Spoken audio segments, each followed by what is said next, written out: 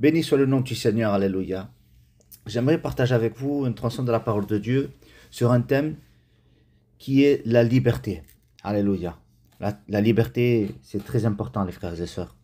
J'aimerais qu'à travers cette parole, à travers cette étude que l'on va faire, que l'on puisse valoriser, que l'on puisse reconnaître et prendre conscience de cette liberté que Jésus nous a donnée. Alléluia. Alors avant de commencer quoi que ce soit, alors j'aimerais qu'on prenne ensemble l'évangile de Jean chapitre 8. Alors évangile de Jean chapitre 8 et à partir du verset 23. Et voilà ce que dit la Bible. Et il leur dit, donc c'est Jésus qui parle, et il leur dit, vous êtes d'en bas, moi je suis d'en haut. Vous êtes de ce monde, moi je ne suis pas de ce monde. C'est pourquoi je vous ai dit que vous mourrez dans vos péchés, car si vous ne croyez pas ce que je suis, vous mourrez dans vos péchés. Ensuite on va prendre au verset 32, et il va dire, vous connaîtrez la vérité, et la vérité vous affranchira. Alors ils répondirent, nous sommes la postérité d'Abraham, et nous ne fûmes jamais esclaves de personne. Comment dis-tu, vous deviendrez libres? En vérité, je vous le dis, leur répliqua Jésus, quiconque se livre au péché est esclave du péché. Or, l'esclave ne demeure pas toujours dans la maison, mais le Fils y demeure toujours. Si donc le Fils vous affranchit, vous serez réellement libres. Amen. Alléluia. Alors voilà, je disais que ce thème de la liberté, c'est très important. J'aimerais qu'à la fin de cette étude, à la fin de cette réflexion, eh bien, tu puisses donner de la valeur à la liberté que Christ t'a donnée. Trop souvent, on voit des chrétiens qui marchent comme ils veulent, qui pensent comme ils veulent, qui font ce qu'ils veulent, parce qu'ils ne valorisent pas, ils ne comprennent pas la liberté que nous avons en Jésus. Alléluia. Alors, je ne prétends pas connaître tout, mais Dieu m'a éclairé sur ce sujet-là, on a une petite lumière, j'aimerais la partager avec vous. Amen. Alors, je disais, donc on reprend la lecture, au verset 23 de l'évangile de Jean, chapitre 8. C'est juste après cette histoire, si vous lisez l'évangile de Jean, chapitre 8, c'est juste après que cette femme eut été prise en flagrant d'adultère. Et ils amenèrent cette femme, tous les juifs amenèrent cette femme au milieu, afin de la lapider. Et avant de la lapider, bien sûr, ils vont éprouver Jésus. Et donc, vous connaissez cette histoire, une fois que Jésus leur a dit que celui qui n'a jamais péché jette la première pierre. La Bible va dire que, repris par leur conscience, chacun se retirèrent, du plus ancien jusqu'au plus jeune. Et Jésus, donc vous connaissez la fin de cette histoire. Et lorsque cette femme eut été, justifiée, graciée, j'ai envie de dire graciée, non pas qu'elle a été justifiée, non pas innocentée, puisqu'elle était coupable, mais Jésus l'a graciée. Amen. Et ça, c'est important de le comprendre, que Jésus nous a fait grâce. Alléluia. Et juste après qu'il ait terminé donc de gracier cette femme, il va s'adresser donc aux Juifs, et donc il va entre autres leur dire ces paroles. Donc on prend au verset 23, et il leur dit, vous êtes d'en bas, et moi je suis d'en haut. Vous êtes de ce monde, et moi je ne suis pas de ce monde.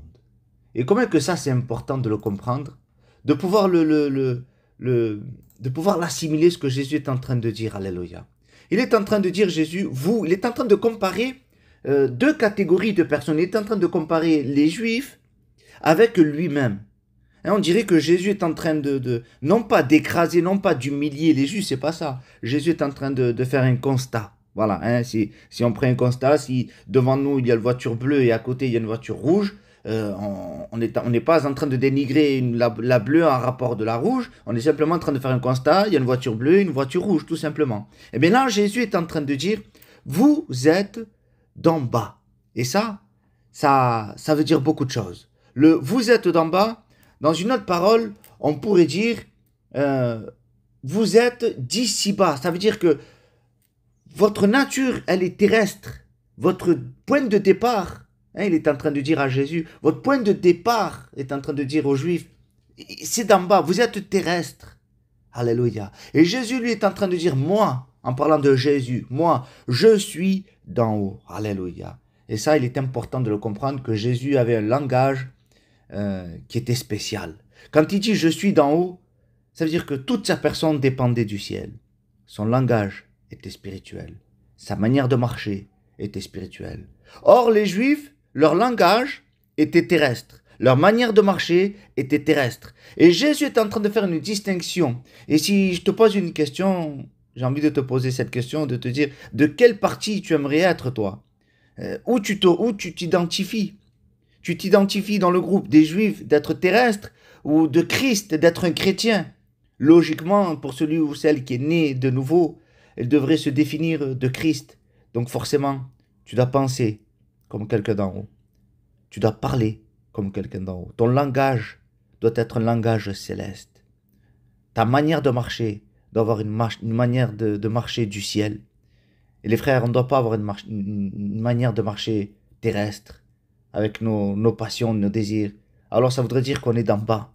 Mais nous, alléluia, nous sommes d'en haut. Alléluia. Donc Jésus dit, vous êtes d'en bas, moi je suis d'en haut. Hein, donc on a compris cette distinction, eux ils sont terrestres, Jésus est du ciel.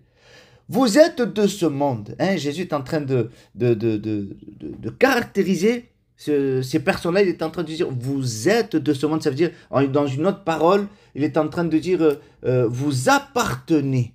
Hein, c'est ce qu'il dira dans une autre version de Bible. Il va dire, vous appartenez à ce monde. Alléluia. Mais nous, on ne doit pas appartenir à ce monde. Jésus va dire, vous êtes d'en bas, vous êtes terrestre, vous êtes charnel. Moi, je suis d'en haut, je suis spirituel. Vous êtes de ce monde, vous appartenez, c'est à ce monde. Hein, les Juifs, ils sont terrestres, ceux qui sont terrestres, forcément appartiennent à ce monde. Mais moi, dira Jésus, je ne suis pas de ce monde, alléluia. Et Jésus, dans la prière sacerdotale, dans l'évangile de Jean, chapitre 17, il va dire, Père, je ne te prie pas de les ôter du monde, mais de les préserver. Les frères, on ne doit pas ressembler au monde. On ne doit pas appartenir au monde, on appartient à Christ, alléluia. Nous sommes des chrétiens, alléluia. Et ça, c'est important de le comprendre. Alors, quand on continue la lecture, hein, donc vous êtes d'en bas, moi je suis d'en haut, vous êtes de ce monde, je ne suis pas de ce monde. C'est pourquoi, le mot c'est pourquoi, on peut le traduire avec voici la raison, voici le motif. La raison pour laquelle je vous dis ça, que vous mourrez dans vos péchés. Car si vous ne croyez pas ce que je suis, vous mourrez dans vos péchés. Jésus a un langage spirituel. Et les Juifs ont tendance à ne pas le comprendre. Et nous qui sommes spirituels, les frères, nous qui nous disons chrétiens, nous devons comprendre le langage de Christ. Ceux qui ne comprennent pas le langage de Jésus, alors ils sont terrestres, ils sont charnels.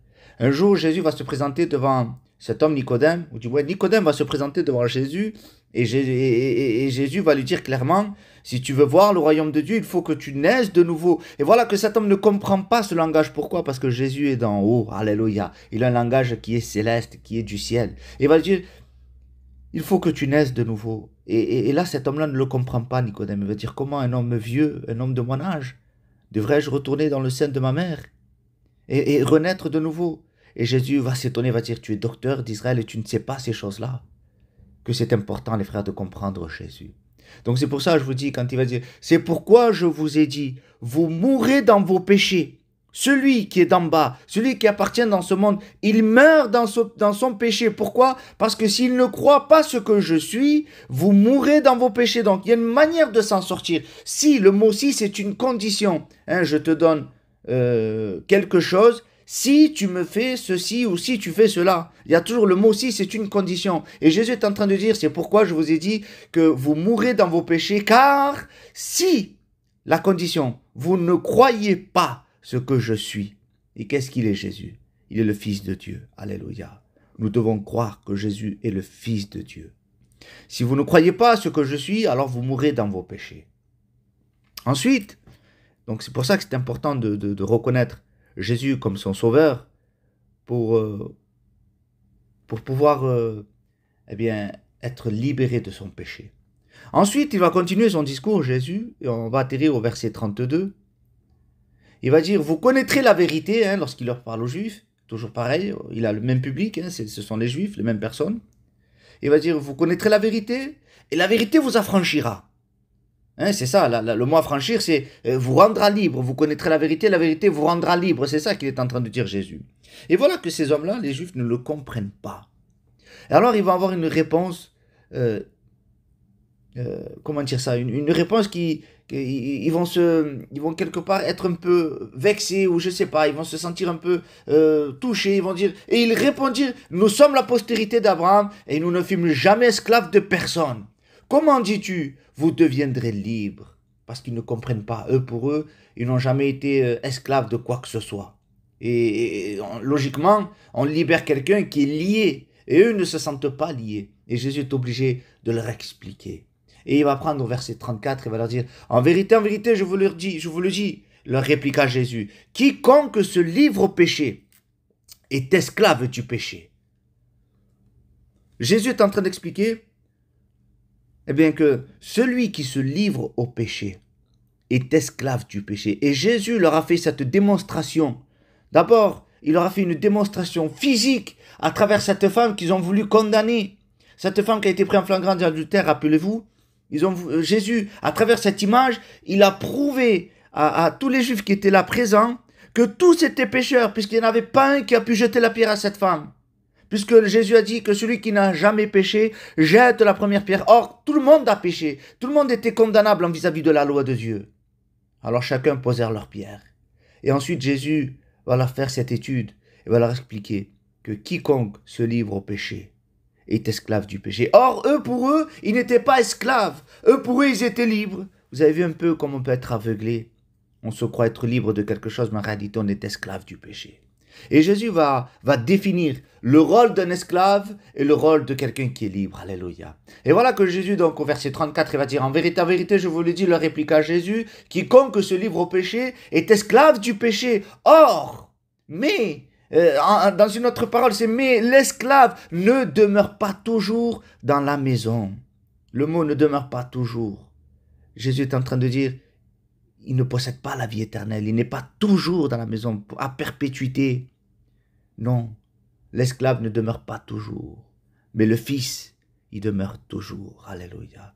Celui qui est appelé fils, celui-ci à l'éternité, à la vie éternelle. Alléluia. C'est pour ça qu'il reprend verset 36. Si donc le fils vous affranchit, vous serez réellement libre. Alléluia. Et ça, c'est important de comprendre parce qu'il faut être fils. Or, je ne dois pas être un esclave, je dois être fils. Mais comment être fils une fois qu'on comprend que pour être libéré, il faut être libéré du péché, puisque nous sommes livrés au péché, je suis condamné au péché. Maintenant, il faut que le Fils de Dieu me libère. Il faut que je passe du statut d'esclave au statut de fils.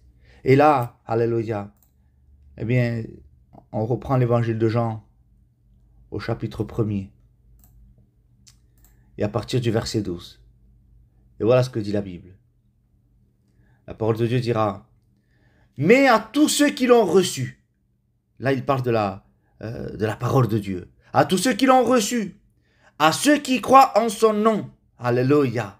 Et il parle de la véritable lumière, et cette lumière, il va dire au commencement était la parole était avec Dieu, la parole était Dieu, et ensuite il va parler de la lumière, donc tout cela concerne Jésus, alléluia, donc qui est la parole, et il va dire, mais à tous ceux qui l'ont reçu, à ceux qui croient en son nom, hein, cette parole a un nom, elle s'appelle Jésus, alléluia. Elle a donné le pouvoir, elle a donné un pouvoir spécial, elle a donné une particularité spéciale à celui qui a reçu la parole de Dieu. Elle a donné le pouvoir de devenir enfant de Dieu, lesquels sont nés non du sang, ni de la volonté de la chair, ni de la volonté de l'homme, mais de Dieu. Alléluia. Donc ça veut dire que désormais, celui qui croit, comme dira Jésus, au Fils de Dieu, il devient par adoption le Fils aussi. Alléluia.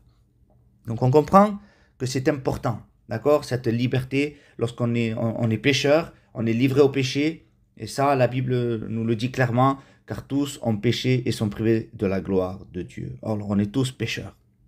Maintenant, lorsqu'on a reconnu notre péché, qu'on a demandé pardon à Dieu, le sang de Jésus nous lave, nous purifie de tout péché. Désormais, comme on a reçu la parole de Dieu, elle nous a donné la puissance, l'autorité de devenir enfants de Dieu. Alléluia. Lequel ne sont les noms ni de la chair ni du sang, mais de la volonté de Dieu. Alléluia. Alors maintenant, l'apôtre Paul, lui, il avait bien compris ce concept d'être appelé fils. Vous allez comprendre maintenant comment ce texte va devenir beaucoup plus clair que peut-être avant. Peut-être qu'il n'y avait pas cette notion de cette lecture. Je t'invite à prendre avec moi l'Épître aux Galates au chapitre 4, et à partir du verset 4.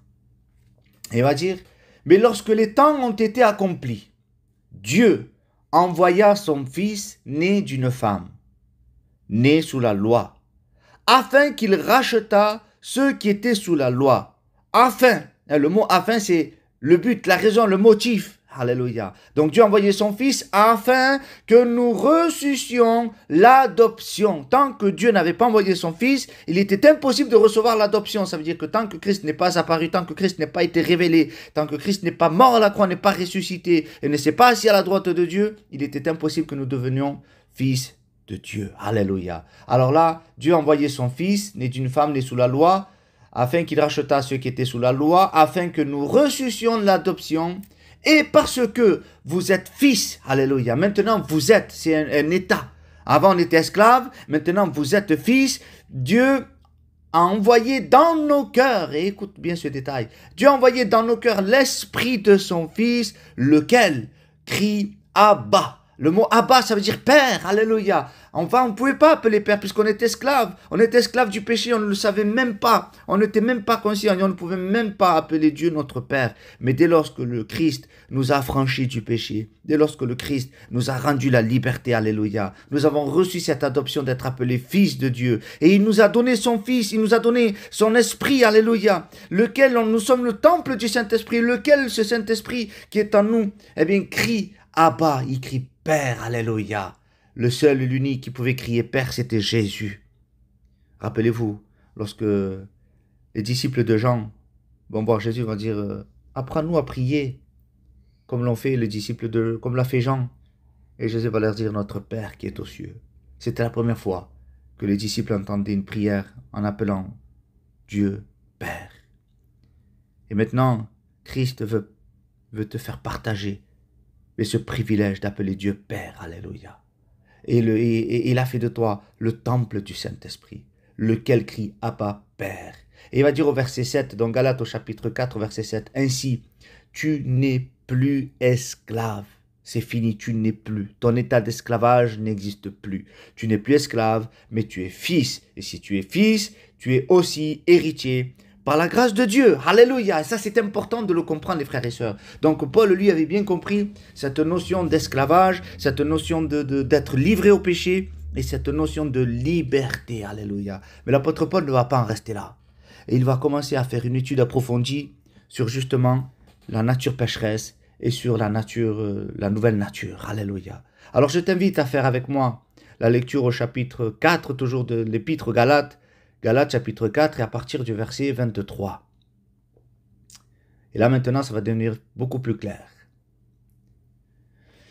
Galates au chapitre 4, au verset 22. Il va dire, « Car il est écrit qu'Abraham eut 2 fils, un de la femme esclave et un de la femme libre. » On va s'arrêter là et on va essayer de comprendre et mettre clair les choses. On sait très bien qu'Abraham eut 2 fils. Et vous avez noté que l'apôtre Paul va donner une chronologie. Il va dire, eut 2 fils, un de la femme esclave et l'autre de la femme libre. Lorsque Paul écrit cela, il ne l'écrit pas par hasard, il ne l'écrit pas parce qu'en premier ça lui est venu Agar, parce qu'il avait envie, non, c'est parce que c'est un ordre chronologique. Le premier qui est né, c'était Ismaël, c'était issu de la femme esclave. Donc Paul est obligé de respecter cette chronologie-là. Et il va dire, car il est écrit qu'Abraham eut 2 fils, un de la femme esclave et l'autre de la femme libre. Donc vous avez compris jusque-là qu'il y a 2 naissances, un de l'esclave et l'autre de libre. La première c'est de l'esclave et la seconde c'est de la femme libre. Et il va dire, celui de l'esclave naquit selon la chair et celui de la femme libre naquit en vertu de la promesse. Alors là on va essayer de comprendre qu'est-ce que l'apôtre Paul est en train de nous faire comprendre. Quand il va dire, mais celui de l'esclave naquit selon la chair. Quand il dit selon la chair, rappelez-vous dans l'Épître aux Hébreux, il va dire selon l'ordre de Melchisédek. Et cette manière de parler selon, c'est à la manière, à la façon. Hein, vous changez ce mot, et c'est à la manière, à la façon. Donc on va dire, celui qui de l'esclave naquit à la manière de la chair. Ça veut dire qu'à un moment donné, il y a eu une volonté charnelle de mettre au monde ce fils. Et vous allez voir comment est né le fils Ismaël. Donc pour qu'on puisse comprendre la naissance d'Ismaël, on va prendre au chapitre 16 du livre de la Genèse, chapitre 16. Et voilà comment est né Ismaël. Genèse, chapitre 16, à partir du premier verset. Alors la Bible dit, Sarai, femme d'Abraham, ne lui avait point donné d'enfant. Elle avait une servante égyptienne, nommée Agar. Et Sarah dit à Abraham, voici, l'Éternel m'a rendu stérile. Viens, je te prie, vers ma servante, et peut-être aurai-je par elle des enfants. Abraham écouta la voix de Sarai. Alors Sarai, femme d'Abraham, prit Agar, l'Égyptienne, sa servante, et la donna pour femme à Abraham, son mari. Après qu'Abraham eut habité 10 années dans le pays de Canaan, il alla vers Agar, et elle devint enceinte. Quand elle se vit enceinte, elle regarda sa maîtresse avec mépris. Et Sarah dit à Abraham, l'outrage qui m'est fait retombe sur toi. Alors on va s'arrêter là quelques secondes pour qu'on puisse comprendre quelque chose de très important. Donc on comprend le cadre. Le cadre est le suivant, c'est que Abraham, lui, dans les chapitres précédents, il avait reçu une promesse. Hein, lui qui se savait déjà avancé en âge, dans les chapitres précédents, un jour il va prier Dieu, il va lui dire, voici que je n'ai pas d'héritier. Le seul héritier est un serviteur qu'il avait à son service. Et Abraham comptait lui donner tous ses biens, il comptait lui donner tout son héritage à ce serviteur-là. Mais voici que Dieu lui parle et lui dit non, ton héritier sortira de tes entrailles. Donc Dieu est en train de le préparer à la promesse, alléluia. Et voilà qu'Abraham, lui, il garde ça dans son cœur. La Bible dit qu'il va croire en cette promesse et cela lui fut imputé à justice. Abraham a cru simplement, il n'a pas cherché à comprendre et c'est à cela que nous sommes appelés, c'est à croire, à ne pas chercher à comprendre car Dieu se plaît dans un cœur qui croit et non pas qu'il comprend tout, qui veut tout savoir parce qu'il y a des choses, des parts mystérieuses cachées qui lui appartiennent à Dieu. Nous sommes des croyants, alléluia. Donc quand on continue, Abraham, lui, garde dans son cœur cette promesse de que Dieu va lui donner un héritier. Mais voilà que le temps passe et que Sarah voit aussi que le temps passe et il n'y a toujours pas d'enfant qui arrive. Et là, au chapitre 16, on arrive et voici que là maintenant, Sarah, bien, comme elle se voit, disons, sans enfant, alors elle se sent obligée de prendre les devants. Et que c'est dangereux de faire ça, les frères. Ne devançons jamais le plan de Dieu. Alors la Bible dit que Sarah, donc femme d'Abraham, va prendre cette femme égyptienne qui était à son service. Ça veut dire que Sarah, elle était libre, mais Agar, sa servante, était au service, donc elle n'était pas libre, elle était au service de Sarah. Ok? Donc quand on continue la lecture, la Bible dit que ça part d'un bon sentiment, hein, ça part d'une volonté personnelle, que Sarah veut donner Agar comme femme à Abraham pour qu'ils aient un enfant. Et voici que ça marche. Et la Bible va dire quelque chose d'important. Que Agar va tomber enceinte. Et là, il va se passer quelque chose. Il va se passer que Agar va avoir un comportement qui est différent dès lors qu'elle commence à avoir le fruit dans son sein. Ça veut dire qu'avant, Agar, elle marchait côte à côte avec Sarah. Elles étaient tout le temps d'accord, ou du moins Agar était tout le temps d'accord, elle était tout le temps au service de Sarah. Et voici que maintenant, dès lors qu'elle se voit enceinte, on pourrait croire que Agar était peut-être moins obéissante, ou peut-être qu'elle était moins d'accord avec les choses de Sarah, quand elle disait quelque chose. Et là maintenant, Sarah, elle va se rendre compte qu'il y a eu un changement de comportement. Et là, elle va se plaindre. Et la Bible dit clairement, elle va dire que au verset 4, hein, Genèse chapitre 16, verset 4, il alla vers Agar et elle devint enceinte. Quand Agar se vit enceinte, elle regarda sa maîtresse avec mépris. Et ça, c'est important. Hein, quand on dit elle regarda avec mépris, dans une autre version, on va dire elle se mit à mépriser sa maîtresse. Et il n'y a rien de pire que de mépriser quand deux femmes se méprisent. Il n'y a rien de pire que cela. Rappelez-vous de la mère de Samuel, de Pénina et de Anne. Lorsque Pénina tombait enceinte, elle méprisait Anne au point qu'elle se sentait très mal.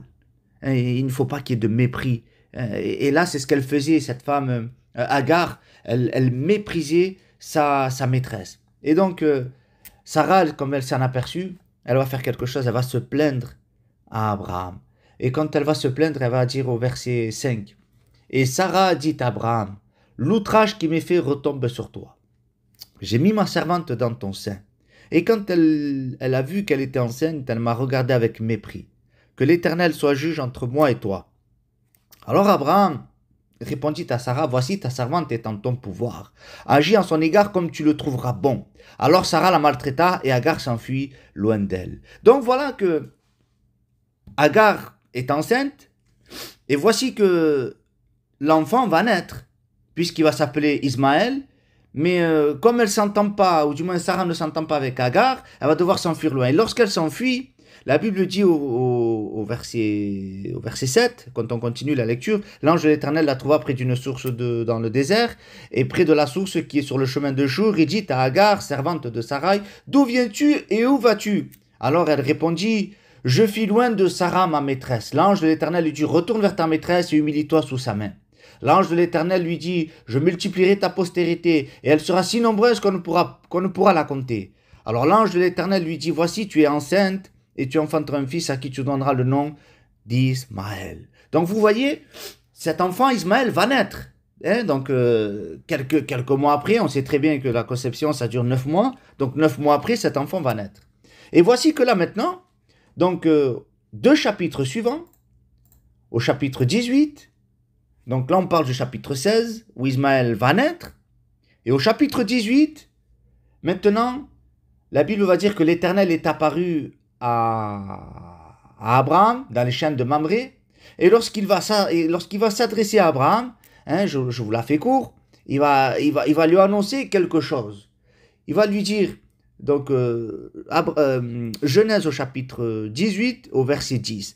L'un d'entre eux lui dit, je reviendrai vers toi à cette même époque, et voici, Sarah ta femme aura un fils. Donc déjà, il ne parle pas d'Ismaël, puisque là, il parle de Sarah. Sarah, ta femme aura un fils. Il ne parle pas d'Agar, il parle de Sarah.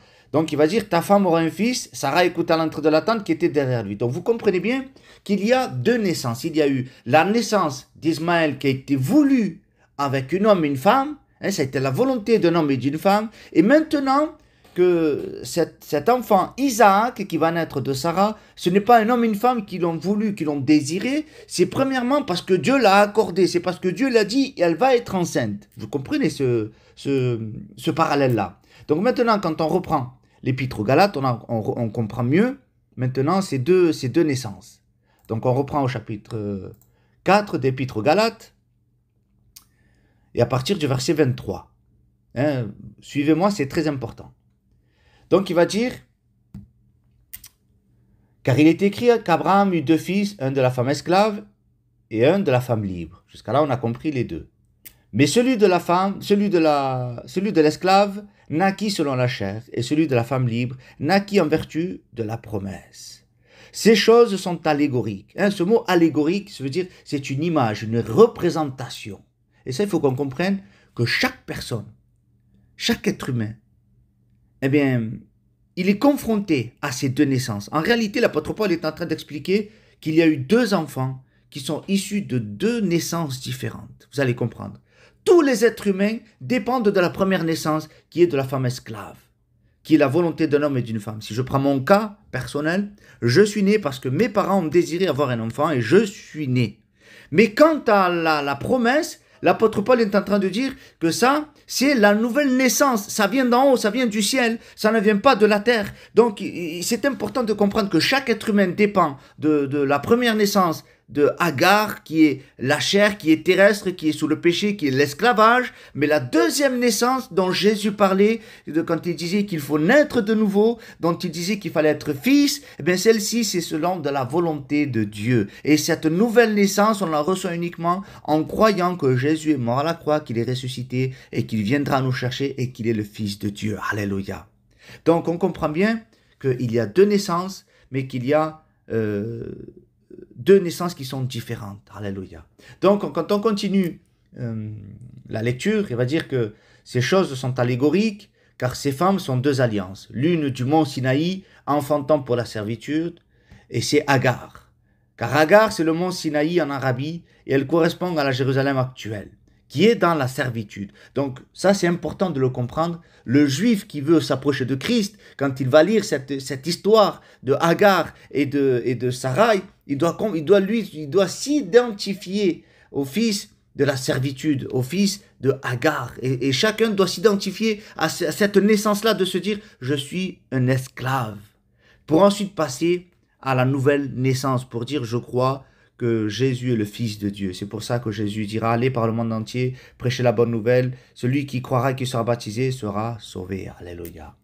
Donc, quand on continue la lecture, il va dire « car le mont Sinaï en Arabie, elle correspond à la Jérusalem actuelle qui est dans la servitude avec ses enfants, mais la Jérusalem d'en haut est libre, c'est notre mère, car il est écrit, réjouis-toi stérile, toi qui n'enfantes point, éclate et pousse des cris, toi qui n'as pas éprouvé les douleurs de l'enfantement. Car les enfants de la délaissée sont plus nombreux que les enfants de celle qui a été mariée. Et ensuite, il va avoir un discours, l'apôtre Paul, il va dire, pour vous, frères. L'apôtre Paul, quand il dit « pour vous, frères », il s'adresse aux croyants, il s'adresse aux chrétiens, à celui qui est né de nouveau. Il va dire « pour vous, frères, comme Isaac, vous êtes enfants de la promesse. » Alléluia. Nous sommes issus, nous les chrétiens qui sommes nés de nouveau, nous sommes issus de la promesse. Nous sommes issus parce que Christ a fait de nous le temple du Saint-Esprit. Parce que Christ est mort à la croix, il est ressuscité. Nous avons reçu le don du Saint-Esprit. Nous sommes le temple du Saint-Esprit. Christ nous a libérés de ces ténèbres, de ce monde de péché. Nous sommes passés des ténèbres à son admirable lumière. Et l'apôtre Paul va dire, pour vous frères, comme Isaac, vous êtes des enfants de la promesse. Alléluia. Et de même qu'alors celui, et là c'est très important, vous allez comprendre maintenant pourquoi le chrétien, la chrétienne, il a toujours cette lutte constante entre sa chair et l'esprit. Ça vous arrive bien des fois, lorsque vous luttez, le pire ennemi, on le dit toujours, tous les pasteurs le disent, tous les serviteurs le disent, que notre pire ennemi, ce n'est pas le diable, ce n'est pas le monde, puisque le diable a été vaincu à la croix, le monde, Jésus a dit, courage, j'ai vaincu le monde, mais en ce qui concerne nos désirs et nos passions, la Bible dira, vous devez crucifier votre chair. On a toujours cette lutte perpétuelle entre nous, entre j'ai le choix de dire oui, j'ai le choix de dire non, je peux pécher comme je peux ne pas pécher, et ça c'est une lutte constante et on n'arrive pas à bien des fois définir et mettre le curseur là où il faut. Mais grâce à cette étude, j'aimerais t'éclairer. Regardez par la suite. Il va dire, pour vous frères, donc on prend Galates chapitre 4, verset 28. Pour vous frères, comme Isaac, vous êtes enfants de la promesse. Et de même qu'alors, celui qui était né selon la chair, persécutait celui qui était né selon l'esprit. Ainsi en est-il encore maintenant. Alors maintenant, on va retourner dans le livre de la Genèse, au chapitre 16. Et il y a peut-être un détail que vous avez pas fait attention. Rappelez-vous lorsque Sarah va se plaindre auprès d'Abraham, elle va lui dire que l'Éternel soit juge entre moi et toi. Parce qu'à un moment donné, elle en a marre de que Agar, la servante, la méprise. Et ça, il faut comprendre que Sarah, c'est le spirituel et Agar, c'est le charnel. Et ça, c'est une lutte perpétuelle. Et Dieu, à travers cette histoire, il est en train de t'expliquer que voilà ce qui se passe en réalité en toi. Et il va dire que à un moment donné, elle va se plaindre, et elle va lui dire à Abraham que l'Éternel soit juge entre moi et toi. Et Abraham va lui répondre quelque chose de sage. Abraham, dans l'esprit de Dieu, va lui répondre quelque chose de sage. Il va lui dire, voici ta servante. Et rappelez-vous, Agar est au service de Sarah. Donc si on le spiritualise, ce texte, ça veut dire que ta chair est soumise au spirituel. Alléluia. Ta servante est en ton pouvoir. Tu as le pouvoir sur elle, tu as autorité sur elle. Agis à son égard comme tu le trouveras bon. Abraham lui donne un conseil spirituel. Lisez-le, c'est dans Genèse au chapitre 16, à partir du verset 6. Il va dire, agis à son égard comme tu le trouveras bon, comme tu le désires, comme tu as envie de faire, Sarah. Et Sarah alors va dire au verset 6, alors Sarah la maltraita. Et Agar s'enfuit loin d'elle. Et voilà, les frères, le comportement que l'on doit avoir, nous. La nature spirituelle doit maltraiter la nature pécheresse que nous sommes.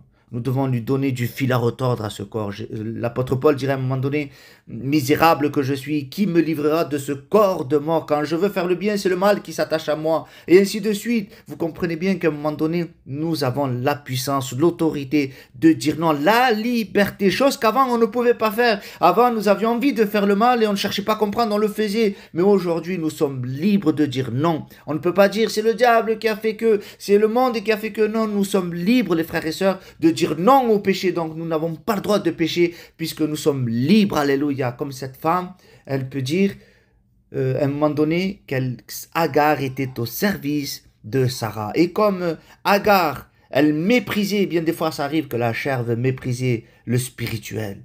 Alors, Sarah va faire quelque chose d'important. Elle va la maltraiter à un tel point, les frères, à un tel point, les sœurs, que Agar s'enfuit loin d'elle. C'est normal, on ne peut pas rester à côté de quelqu'un qui nous maltraite. On ne peut pas rester côte à côte de quelqu'un qui nous veut du mal, qui nous fait du mal. Alors Agar, elle est obligée de s'enfuir à un tel point que tu dois lui donner du fil à retordre à ta chair, qu'elle doit s'en aller, qu'elle doit partir loin, loin, loin. Alléluia. Mais voilà, il va se passer quelque chose. Au chapitre 16, au verset 7 du livre de la Genèse. L'ange de l'Éternel la trouva près d'une source d'eau dans le désert. Vous vous imaginez un peu que l'ange de l'Éternel va aller chercher Agar. Et il va lui dire, Agar, servante de Sarah, il lui rappelle, quand il appelle, il dit Agar, servante de Sarah, comme en disant, je ne peux pas t'appeler Agar tout simplement, non. N'oublie pas, tu es la servante de Sarah. Écoute bien ce détail.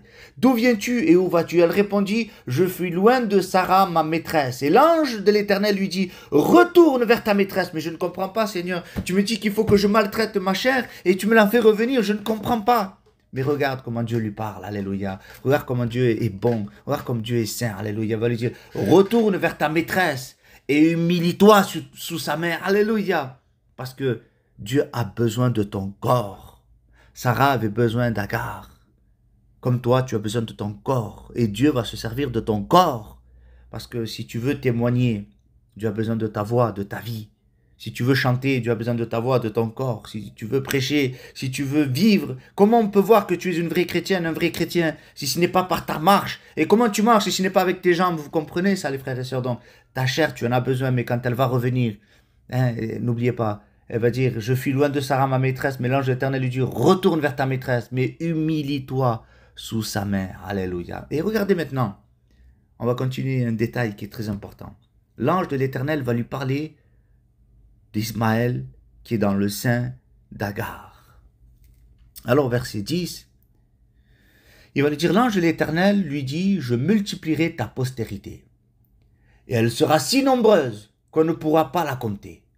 Alors l'ange de l'Éternel lui dit, voici tu es enceinte, et tu enfanteras un fils, à qui tu donneras le nom d'Ismaël, car l'Éternel t'a entendu dans ton affliction. Et maintenant, Dieu va témoigner de cet enfant qui est encore dans le sein d'Agar. Il n'est pas encore né, il n'a pas encore vu marcher, il n'est pas un homme que déjà Dieu connaît sa vie, il connaît déjà ce qui va être, parce que Dieu connaît chaque cœur. La Bible dit, il sonde les cœurs et les reins, il connaît tout ce qui va se passer parce qu'il est Dieu, il sait tout, il a le regard de partout. Donc, au verset 12, il va dire, il sera, écoute bien ce détail, il sera comme un âne sauvage. On sait très bien, on nous l'a souvent appris, les pasteurs, les études nous l'ont appris, que le monde arabe descend directement d'Ismaël et que Isaac vient donc la lignée où il y a les Juifs, donc Abraham, Isaac et Jacob, Jacob ensuite est Israël, mais Ismaël, eux, c'est tout ce qui descend donc du monde arabe. Et regardez comment Dieu parle, et il va dire, il sera comme un âne sauvage. Mais pour nous qui sommes chrétiens, quand on spiritualise ce texte, on a compris que Sarah, c'est la nature spirituelle et que Agar est la nature pécheresse. Il va dire que le côté pécheur, le côté mauvais qu'on a, ce côté de chair qu'on a, la Bible va dire comme ça, il sera comme un âne sauvage.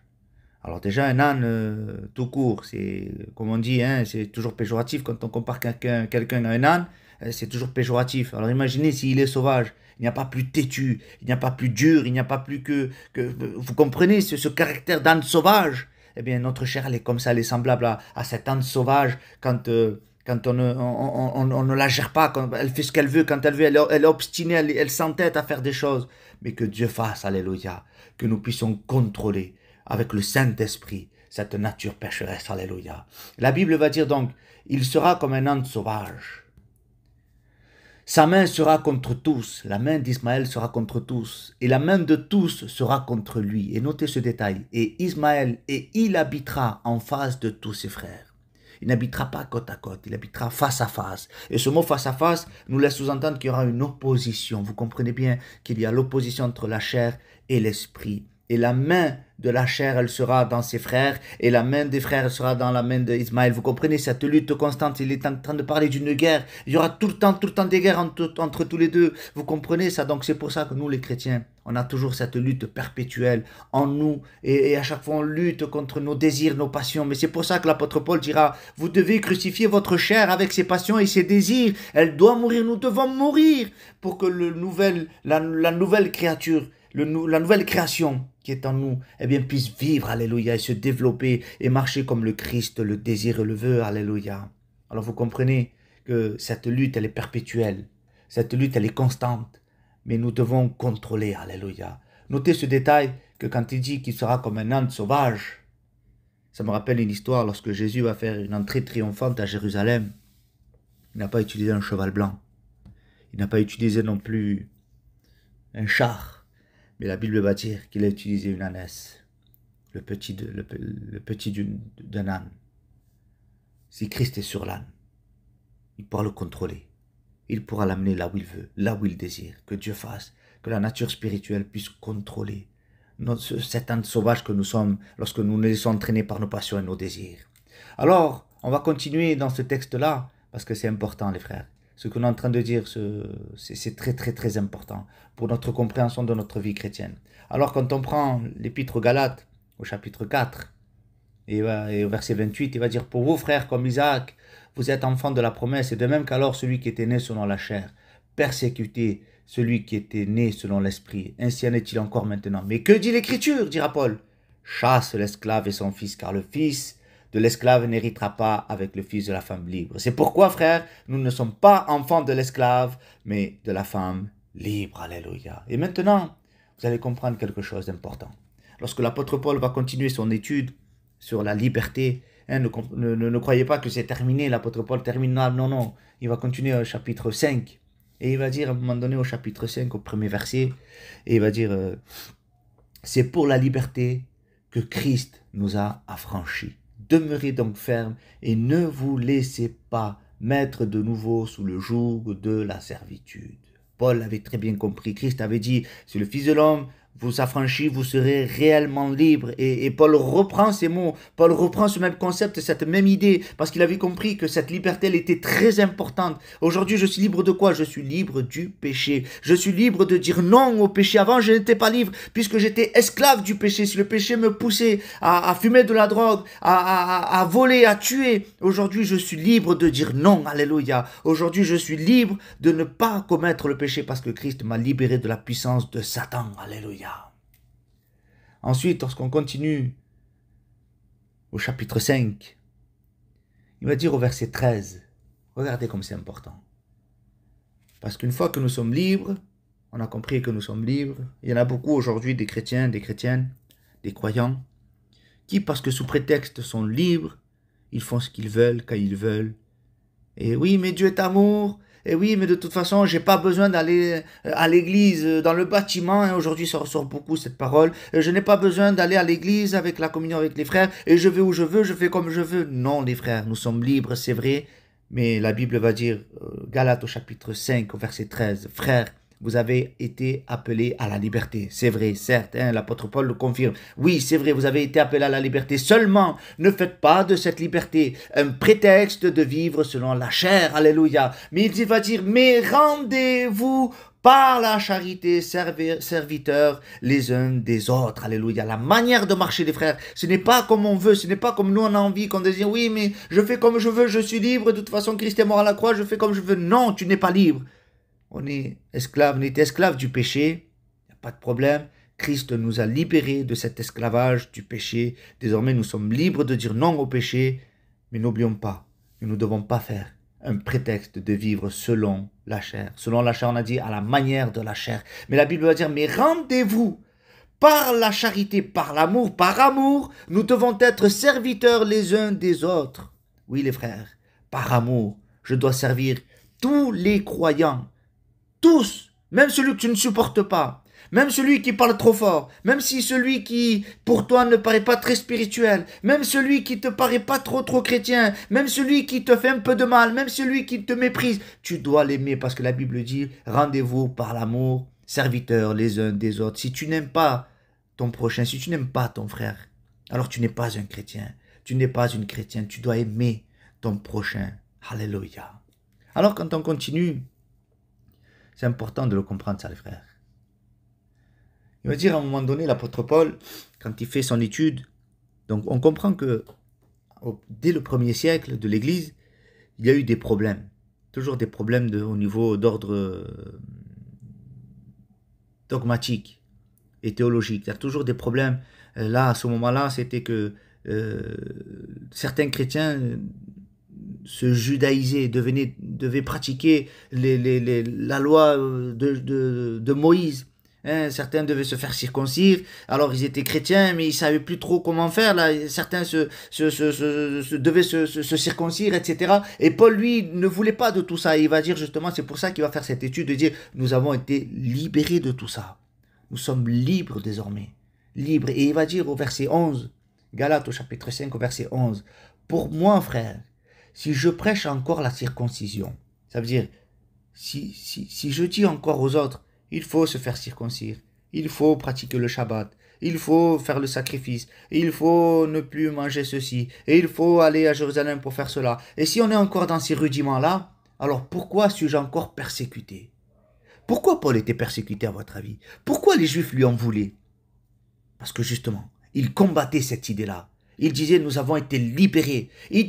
En lui, il portait l'image de la croix de Christ, alléluia. Lui, quand il parlait de Jésus, il devait faire éclater le message de la croix. Et pour les autres, pour les Juifs, c'était un scandale pour eux. Parce qu'il dit, alors du coup, on n'est plus dans notre tradition-là. Mais l'apôtre Paul disait, je ne suis plus, pourquoi je suis persécuté? Le scandale de la croix a disparu. Si je fais comme les Juifs, il est en train de dire l'apôtre Paul, si je vous dis, oui, faites vos circoncires, oui, faites encore Shabbat, oui, allez-y encore à Jérusalem, à quoi ça sert? Où est le message de la croix? À quoi il sert le message de la croix? Vous comprenez ça? Il faut qu'il y ait un impact. Et ça, si on pourrait l'occidentaliser, hein, pour nous les Occidentaux, nous qui sommes païens, qui n'avons pas été éduqués selon la loi mosaïque, nous qui ne sommes pas juifs de base, eh bien on peut prendre ce texte et de dire, eh bien il faut que les gens voient en nous le message de la croix, l'impact du message de la croix. C'est-à-dire que si je continue à faire comme le monde, pourquoi alors on va me persécuter? Si je vais, excusez-moi pour ce que je dis, mais si je continue à aller au bar et boire de l'alcool et à jouer aux cartes comme avant, où est l'impact de la croix? C'est ce que l'apôtre Paul dit, le scandale de la croix, il a disparu. Alors ça sert à rien que je parle de... Je ne marque pas la différence. Si je continue à jouer à mon PMU, à mon tiercé, à fumer ma cigarette, à faire des choses qui ne sont pas à la gloire de Dieu, où est le message de la croix? Pourquoi j'ai renoncé à toutes ces choses-là? Par amour à Christ, alléluia. Avant, mes amis me voyaient chanter, danser, me voyaient agir d'une manière, boire de l'alcool, faire ceci, faire cela. Maintenant, je ne le fais plus. Et eux, pour eux, mais qu'est-ce qui lui est arrivé à celui-ci? Qu'est-ce qui a fait qu'il a changé? Mais je ne comprends pas. C'est un scandale, ça. Mais oui, je porte le message du scandale de la croix. C'est à cause de la croix. Et je veux mettre en avant, en évidence, le message de la croix. Est-ce que toi, en particulier, tu mets en évidence le message de la croix? Si tu n'as pas changé, si tu es toujours comme avant, si tu fais comme le monde, alors il n'y a pas de scandale de la croix. Il n'y a pas d'impact de la croix. La croix, ça se voit. Quelqu'un qui est chrétien, ça se voit. Quelqu'un qui a vécu l'amour de Christ, ça se voit. On ne trompe pas Dieu.